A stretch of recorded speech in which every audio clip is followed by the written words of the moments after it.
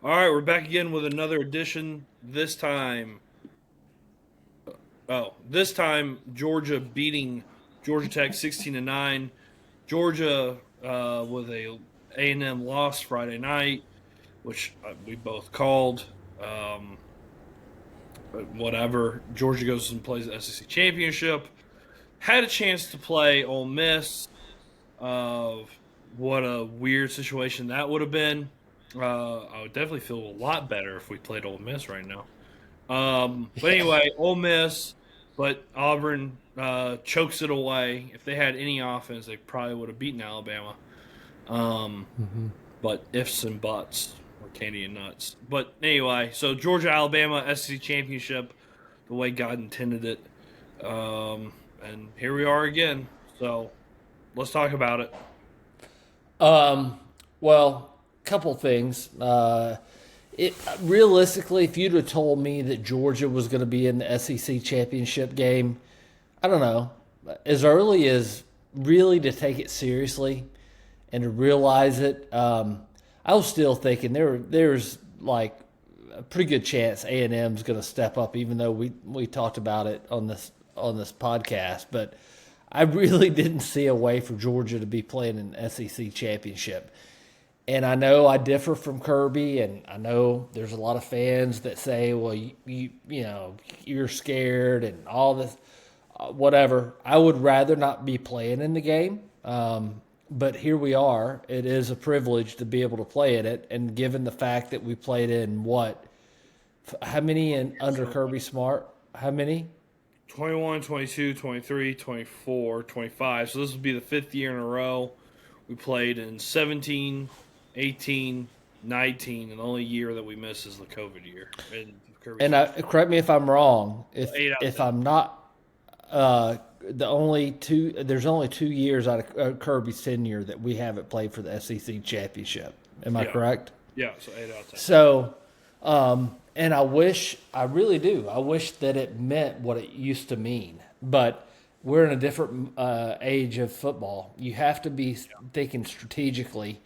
And when we come out of the Tech game, which I know we're going to get it more into, it reinforces to me that you got to get some guys healthy and go into this thing full steam ahead. But as far as the game on Friday, obviously, offensively it was ugly. Defense, I will tell you this: I am slow to come around, but defensively, I believe this Georgia team has turned a corner. I think they're pretty good defensively. You take Tech, who was what top five nationally, offensively. Offense is number one. Was it really? All right. Well, and we held them to 9 points. They didn't score on us a touchdown. So, yeah, defensively, I think we've turned the corner, which bodes well for the playoffs. But I'm concerned about the offense, but I think there's enough to be able to right the ship there. I really do, and I know Tech. Their defense has been shit on for the last 2 weeks prior to Georgia, and this is a pride game, and we were going to get their best game. So we saw Tech's best defensive effort, and they were able to befuddle us a little bit. But overall, we were just looking to get out of there, and unfortunately, we had probably to me a bigger injury than what everybody else is considering an injury, but it could have a real severe impact. Which I'm talking about Bobo, and we haven't heard anything since then. But if you'll, Frazier had 100 yards at half, and what did he have second half? Our running game second half didn't go anywhere, right? So that center is a big piece, and I think that rattled, along with Gunner not being on. I think Drew Bobo being out kind of rattled him. Yeah. Yeah, it did. It absolutely did. Right. I think. Well, there's a couple things. One, I'm hearing, or I saw a thing where it said where the initial report was that he was going to be out for the season. That's changed. So he should be. It looks better. Still don't know officially yet, and probably won't know either till tonight. We're recording this on Sunday night or Monday.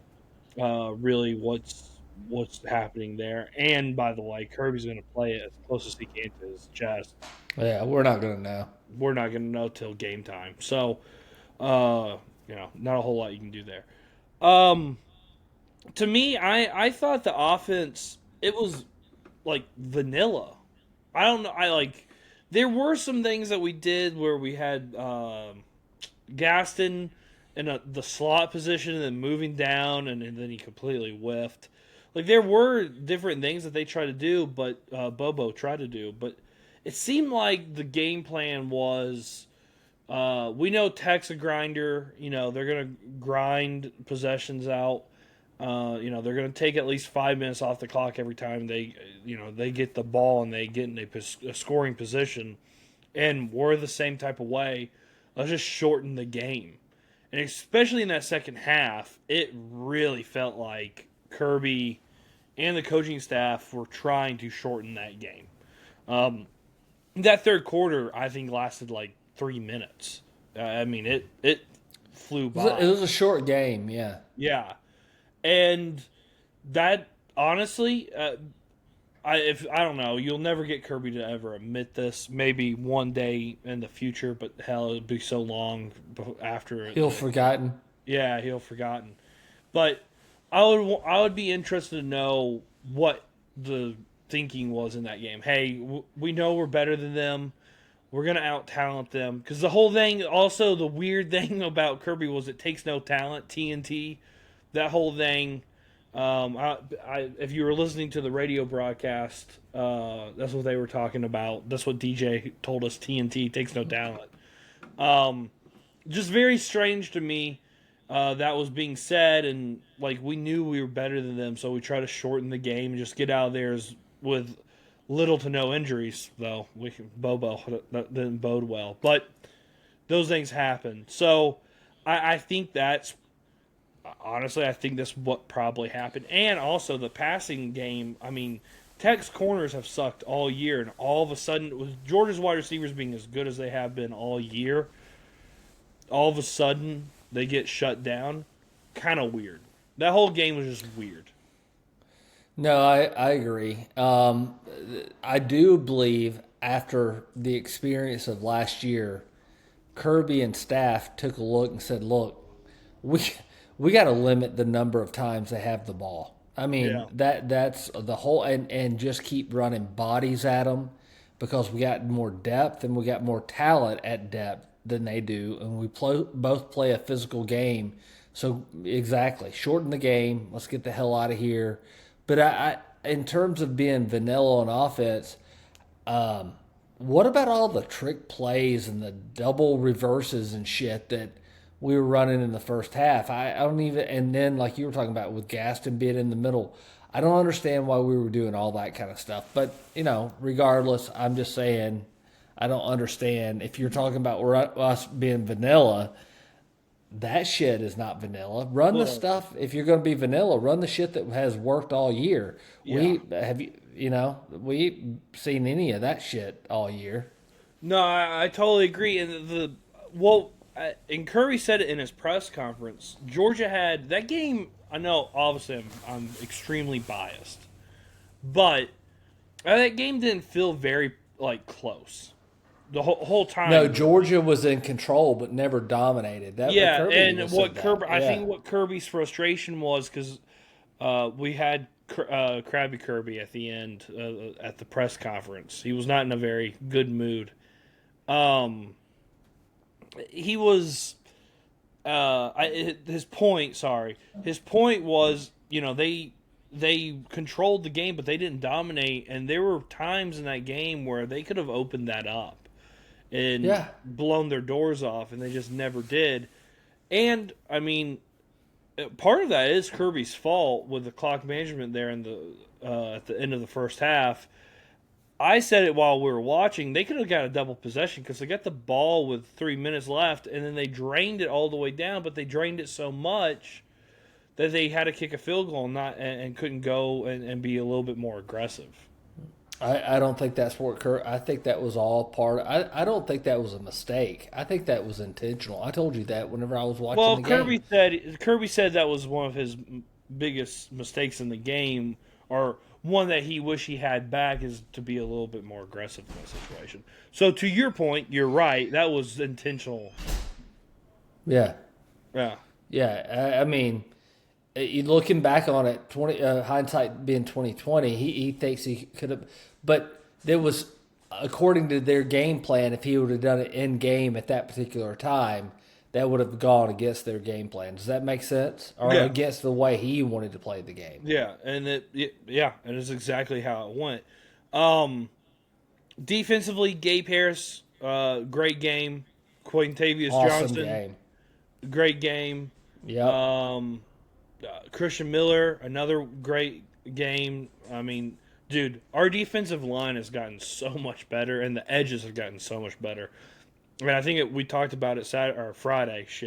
Friday, whenever after the game, we said, or I said, I think the reason why the defense has improved each and every week has been the edge players have gotten better.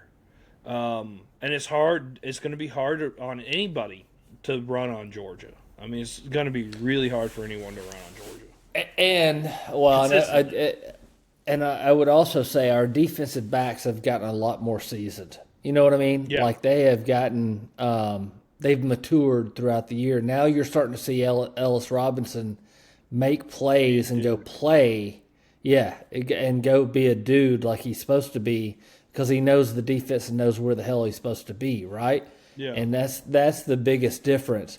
You know, I know we're about to get into it.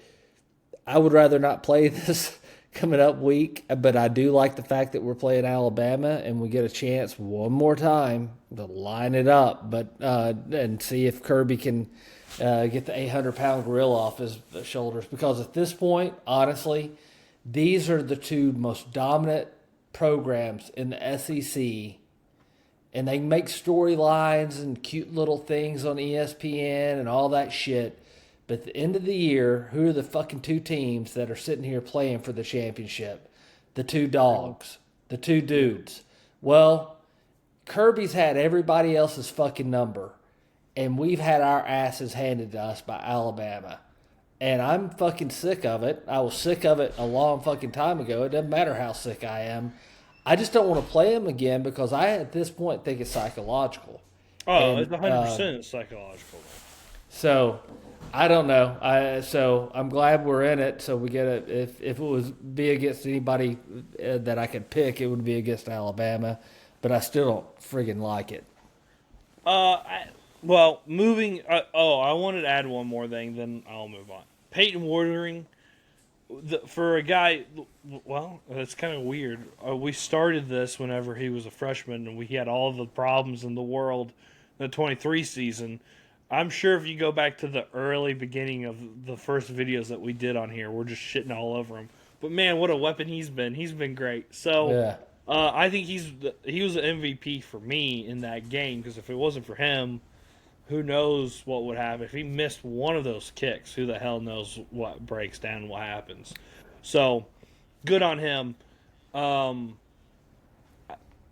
Also, can I I want to really focus on Tech real quick, but I guess I'll go to the SEC Championship, then we'll go back to Tech. They're irrelevant. Let's get to bigger I things. want to. No. This is emotional No. indulgence by you. I just want to, just something. All right. When you start your press conference out, whenever you're introduced as the head coaches, the team to the east, and we're gonna outwork them. We're gonna The other team. Yeah, 365 days a year. We're gonna outwork them. Blah blah blah. By the way, when he was introduced as the Tech head coach, I know Georgia was winning back-to-back national championships, so I know for Techies that was a big deal for them, and they got off on it. But now you're 0-4, and then you got dominated. You covered the spread. Congratulations. Good job, Tech. The days of the blowouts are over with. Yeah! But they're still losing. Anyway, point being is, it's just, as a program, you have to pivot. You got to find another way. And I don't know if they ever will. Your whole season shouldn't just be on beating Georgia. It should be, hey, let's win the ACC champion, or let's get to the ACC championship, win it, get into the playoffs. The icing on top would be beating Georgia. It's not nothing for us is that way. So, just a little free advice. That's all. I'm just trying. Well, and I hate tech fans. They're very annoying. Well, I will tell you this. This is not emotional. This is just some advice. Not that they need it from me, but I was listening to a local radio station, and the day after the game, charging my electric vehicle. Oh, look at you! I'm eco-friendly, by the way. Mm-hmm. Anyway, I was sitting there charging my electric vehicle, listening to a local sports talk radio, and they had Andrew Gardner and Mitch Evans, and if I have one of those names wrong, I apologize. But he played at Tech, good guy, I'm sure. But the whole focus was on closing the gap between Georgia and Georgia Tech. That gap's which closed.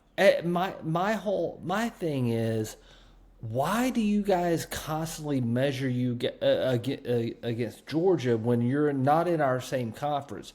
My advice is win your conference, which you had a chance to do to go play for it, and you dropped the chance by playing like shit. Focus on that, and then we can start talking about measuring up. But right now, you guys are... I know y'all want to be, but y'all focus on the wrong shit. You got to have stepping stones along the way, and they seem to not be able to even do that. And let's face it, you know who's going to be represented by the ACC this year? Most probably. Duke? No, it's Duke and or Virginia. Virginia, yeah. The ACC is not going to. There's a chance the ACC has nobody in the playoff. They're not going to do that. They're going to put somebody in there by default. But that's where you are as a program, and y'all can't win that division. So slow your roll a little bit before everything. But, it's their Super Bowl. But I think they start looking ahead so far that they end up shitting the bed for the last 3 games of the year. And it's like, guys, what are y'all doing? We would have loved to actually had a chance for y'all to go and play for that, but y'all shit the bed. Well, and the other thing is too, like the gap's never as long as Kirby's there, the gap will never be closed.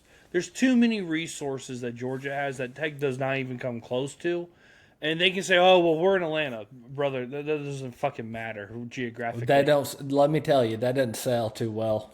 No, so. You're not going to ever close that gap. You can get close, and God bless you, you might get there, but you're never going to close that gap. So, like I said, you have to pivot and figure out your lane. Do we want to win the ACC and compete with Miami and Clemson? That's a good goal. Florida State, those are good goals. That's what it should be. But you're lost as a program. And I know we're your only rival, so it makes it a little difficult. But start making those your rivals. Virginia Tech. Yeah. Because Virginia Tech, by the way, James Franklin's going to have that team consistent. Are they going to win national championships? Probably not. But he's going to have them consistent, and he's a douche. So, And he can recruit, though. Everywhere he's gone, he's focused on recruiting. And he's going to recruit the same kids that he recruited at Penn State, at Virginia Tech, which people nationally don't realize, but that's what it is. That's a good recruiting area. Yes. Good recruiting area. Michael Vick came from there, by the way. Yeah, exactly. And a whole bunch of other good football players came from there. Yeah. So, that part, whatever. So, that's my Tech piece. Well, to me, though, I think the last 2 weeks for Georgia, now we're moving ahead to the SEC Championship. These two teams, Alabama and Georgia, are very much alike going toward the end of the season. In some ways not. Alabama did not play a very good game, a crisp game, and they lost their starting running back. And that, I'm telling you, if he plays, I'd be shocked because I swore that Jam Miller. I didn't see it. Oh, it was disgusting. So I don't think he's going to play, and I hate it, I guess. I don't know. I mean, whatever. I think he's a good ball player. But point being is, but they didn't have a very good game. Georgia didn't have a very good game. Georgia's got an extra day of rest on Alabama. Alabama had to play at night, and they played a physical game. I mean, there were Ty Simpson, that run on the sideline in the third or fourth quarter. It was in the second half. I can't remember. I think it was the fourth quarter. I mean, he got shellacked. He got hit. He got hit, and I couldn't stay up because I'm old. But anyway, I saw the first half, and it was very clear, even though Auburn was down, and I thought they were just no way because their offense is so incompetent and they're so undisciplined that they were ever going to come back. But that was you could hear it on the TV of how physical that game was. So the fact that it ended up being close to the very end, I can only imagine how physical it was all the way through. It was a very physical game. So that bodes well for Georgia. Georgia's been playing better toward the end of the season. Alabama, they haven't played that well in a lot of their games that they've had. So it bodes well. But again, like you said before I went on my tech thing and finishing up the tech game, it's a psychological thing because every time we play Alabama and the losing factors, I don't know, Bobo, Kirby, Schumann, they all just become retarded. Lose their mind. Yeah, and so do the players, by the way. And look, I get it. It's Alabama, and that's who we're going to be compared to until we get. And Kirby's going to be compared to Nick Saban till the end of time. And that's just the way it is. Whatever. But they're just like any other team. They even more flawed. And they're doesn't matter. No, they're extremely flawed. Doesn't matter. And Ty Simpson he went from Heisman hopeful to not even in the conversation anymore. And I swear to God, he's going to look like Tom Brady in the Super Bowl next Saturday. So I don't know what to expect from this team. I would like to think, in a world, it's hard to beat a team twice, and Georgia wants to make a statement. We're going to win this, get a top seed, win this, get into the Sugar Bowl, kick Alabama out of the playoff, possibly. I don't know. I really don't. We'll get on that in a second. And get them out of the playoff and kill this bugaboo that we've had. But I have no clue what to expect Saturday. I have no clue. Couple of things that I would say. I expect, regardless of what we have seen Alabama look like, I expect they're going to look like fucking, 85 Bears or whatever analogy we want to make, where it's going to be lights out. The shit that we have seen, not being able to run the ball consistently, and especially with Jam Morris out, if he's out, Jam Miller, sorry, if he's out, I will tell you, they ran the ball against Auburn, I thought pretty well in the first half, especially. And I know how physical and how hard it was for Georgia to run against them. So I'm not so convinced Alabama can't run the ball. And Alabama recruits the way Georgia does. They'll have somebody else that can run the ball if the offensive line can make holes. And so I expect, just based on it, and I believe Kirby and coaching staff, and as well as us, and I'm guilty of it right now, get in our head when we see crimson for some fucking reason. But this team, if you watch them objectively, this is not a great football team, but that doesn't mean shit when we go to play them on Saturday. No. Given the history, we can't get over this. And how many times – now, again, there's always been a gnat's eyelash difference between the two teams. But how many times have we got in there thinking we really do have the better team? Oh, 21, it was – I mean, clearly, obviously, it happened after the second time playing them. But Georgia had the hands-down better team in that game, and then they got their doors blown off. Yeah. So I don't know what that exactly what you said. So I don't know what any of that means. But that quarterback is talented. I do know that. And by the way, I think that dude, if he escapes concussion protocol, good for him because he got whenever that number 20, what was it, 23 or 24 for 24. Auburn. He hit him and he slammed Yeah. his head. He grabbed his head that way. They never checked that for that shit, and he was getting lit up during that game. So I like the fact that Alabama. We did too, though. We went through a knife fight, but I don't think it was as physical as the Auburn Alabama game. I just don't. And they played it later, so I think that bodes well. But what the hell does that matter? Yeah, it doesn't really matter. And by the way, Georgia's never beaten Alabama in Atlanta. That dates back to like the 40s. So, sooner rather than later, has to happen. It's like a baseball player coming up when you're over. Sooner or later, God Almighty, you swing the bat somewhere. You got to get a hit, right? Yeah, and here's the other thing too. And if you want to have some fun, Alabama obviously needs us to get into the playoffs or stay in the playoff picture. The SEC referee in Birmingham, they will make sure that it goes their way. So if you want to complain about it, we already have things are already adding up for us. If we start letting the referees impact this, I was making a joke. I know. I wasn't being serious. I know. But anyway, so let's talk about the playoffs real quick because I touched on it.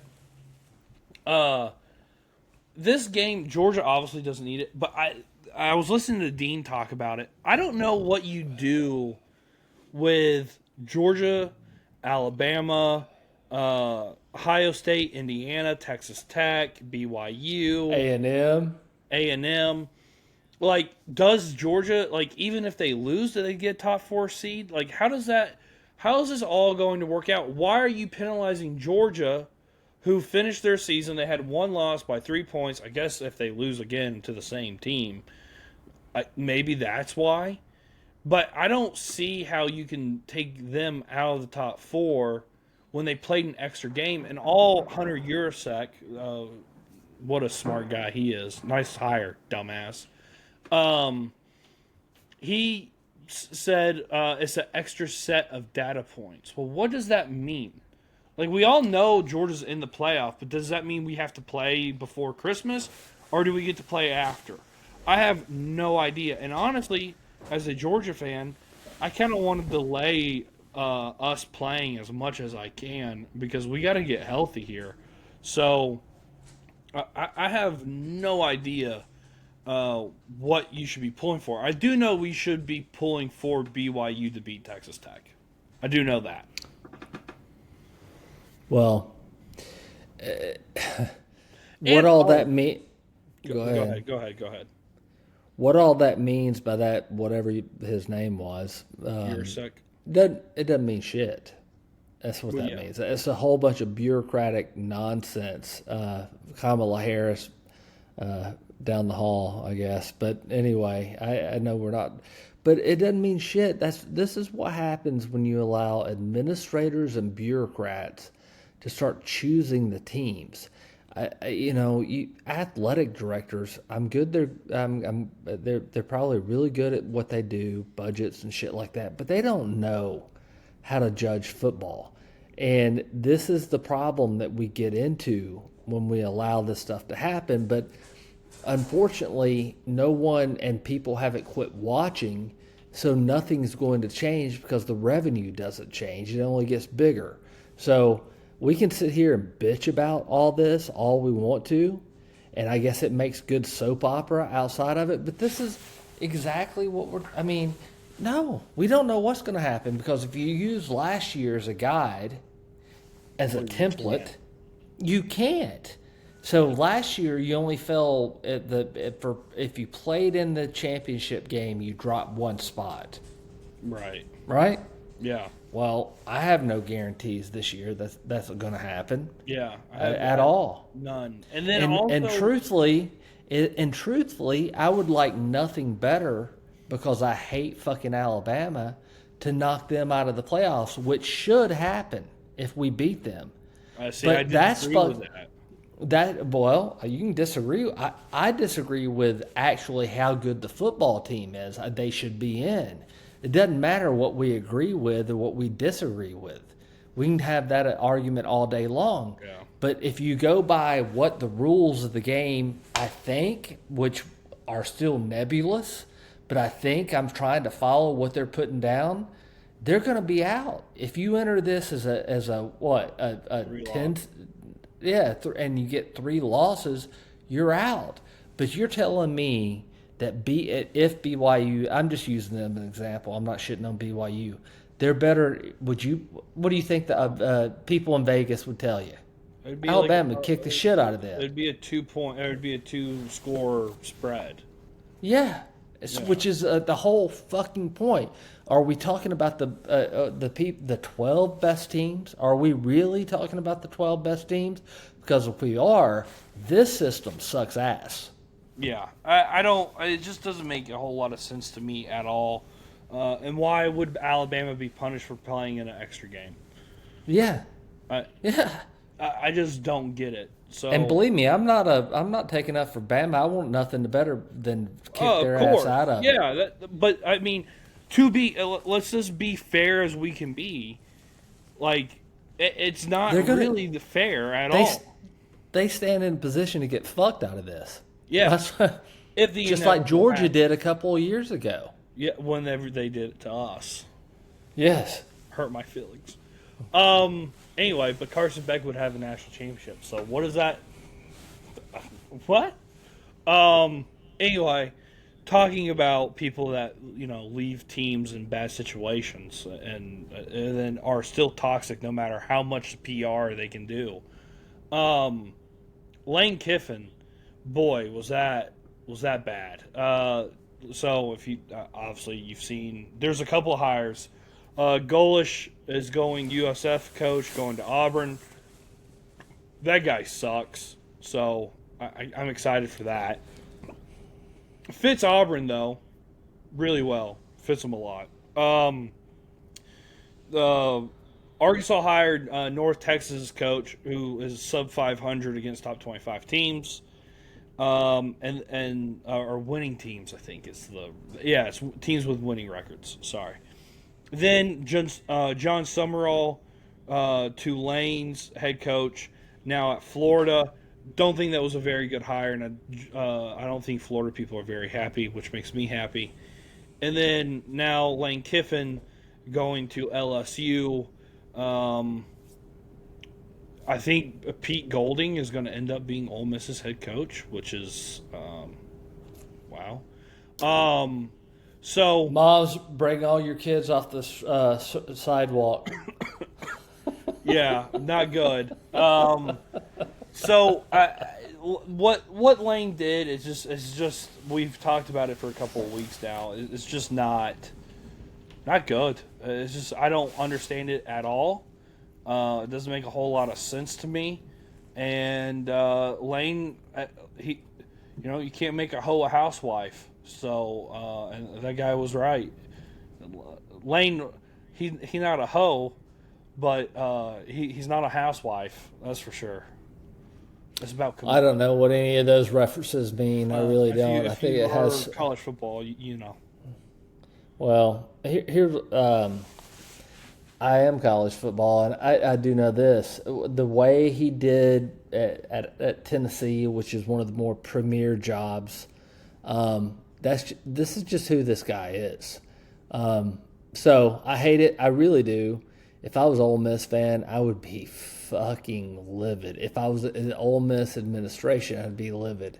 But, he's a narcissist, man. A good offensive coordinator. But a narcissistic guy, and he can. He said he talked to Nick Saban and all, and I'm sure he did. And Nick Saban made it really clear what was going to happen on Saturday whenever he was on game day. I didn't hear. I don't watch that shit. So well, he basically was like, "Well, Lane's going to go where he can recruit better." Well, that was clearly at LSU. Oh, I think Nick. If he here's my problem with that. That's not my problem. Everybody's free to do whatever the hell they want to. So let me state that. And so, but to take the attitude of you can win and I don't make more easily maybe.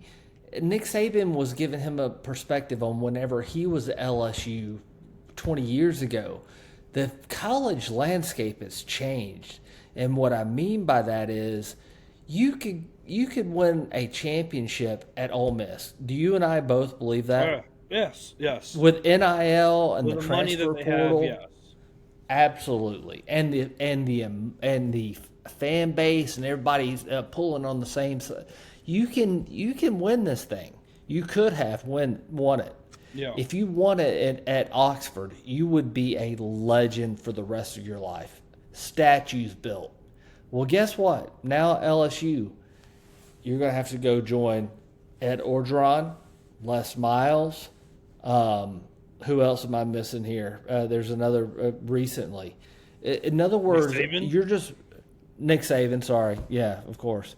You're going to be one of many, and so it has to be. If I'm Lane Kiffin, it has to be about building generational wealth at this point, because I don't see any other reason. You can say recruiting, bullshit. Go recruit. You can go recruit at fucking Ole Miss. There's no doubt you can go and recruit at Ole Miss and get really good players and good with NIL money and transfer portals. Think about the guys that are on his team right now. Evidently, He gave an ultimatum from what you told me about people getting on the. Yeah, so if I'm on the college football playoff committee, I'm not really sure I let them in. I got to be honest, because I don't know what I'm going to get. It's going to be a completely team. Yeah. So this is the kind of shit that happens when you have the wild, wild west, which is what college football is. This shit doesn't happen, even as crazy as a business as it is in the NFL. This doesn't happen because there's rules. There's no rules. No. And you get narcissistic fucks like this. And I guess I say that casually. I know Kirby likes it, and I'm sure he can be entertaining. But, dude, would you want to go play with this guy? No. If you were a 5-star recruit, would you want to go and sweat blood and tears for this guy? No.